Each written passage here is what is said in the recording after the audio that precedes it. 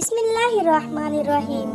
যে ব্যক্তি তার জিহ্বার দায়িত্ব নেবে, অর্থাৎ তার জিহ্বার লাগাম শক্ত করে ধরে রাখতে পারবে, রাসূল সাল্লাল্লাহু আলাইহি ওয়াসাল্লাম কিয়ামতের দিন সেই ব্যক্তির দায়িত্ব নেবেন।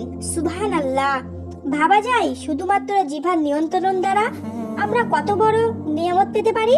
রাসূল সাল্লাল্লাহু আলাইহি ওয়াসাল্লাম আমাদেরকে কত বড় বড় আযাব থেকে বাঁচানোর জন্য একথা বলেছেন যে উত্তম বলো আর না হয় চুপ থাকো।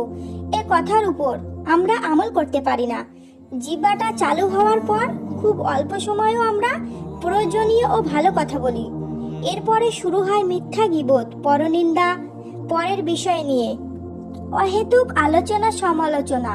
আমরা আসলে এ কথাবার্তা বলার সময় জিহ্বাকে নিয়ন্ত্রণ করতে না পেরে অনেকগুলো নিয়ামত থেকে নিজেদেরকে বঞ্চিত করে ফেলি হরহামেশাই, আর ভয়ানক সব আযাবের দিকে নিজেদেরকে ঠেলে দেই নিজের অজান্তেই।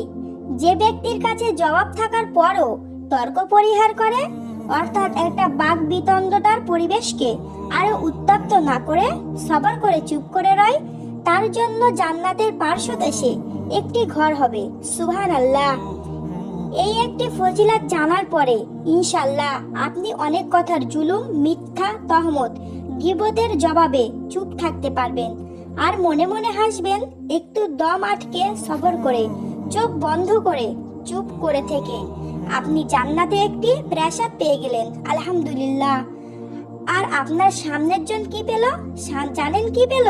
মিথ্যা কথার সে মুনাফিকের বৈশিষ্ট্য পেল, ঈমান থেকে দূরে চলে গেল, আল্লাহর লানত পেল, হিদায়াত থেকে বিচ্যুত হলো, যন্ত্রণাদায়ক শাস্তি পেল, গীবতে মৃত্যু ভাইয়ের মাংস খেলো, নামিমাই কবরের আযাব পেল, বান্দার হক নষ্ট করাতে পেল, আখিরাতে জান্নাতে যাওয়ার পথে বাধা।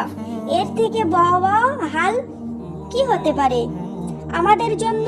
রাসূল সাল্লাল্লাহু আলাইহি সাল্লাম বলেন, কারো কাছে কোনো কথা শোনা এবং শোনা মাত্রই তা বলে বেড়ানো মিথ্যাবাদী হওয়ার জন্য যথেষ্ট। মুসলিম 996। পবিত্র কুরআনে আল্লাহ তাআলা মিথ্যাবাদীদের শাস্তির কথা উল্লেখ করে বলেছেন, তাদের অন্তর সমূহে রয়েছে ব্যাধি। অতঃপর আল্লাহ তাদের ব্যাধি আরো বাড়িয়ে দিয়েছেন। তাদের জন্য রয়েছে কষ্টদায়ক শাস্তি, কারণ তারা মিথ্যাবাদী। সূরা বাকারা আয়াত নাম্বার 10।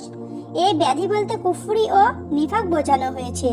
নিফাক বা কুফরি অবস্থায় মানুষ স্বাভাবিক অবস্থার বাইরে চলে যায় এবং হেদায়েতের পথ থেকে দূরে সরে যায়, যার শেষ পরিণাম ধ্বংস এবং মৃত্যু।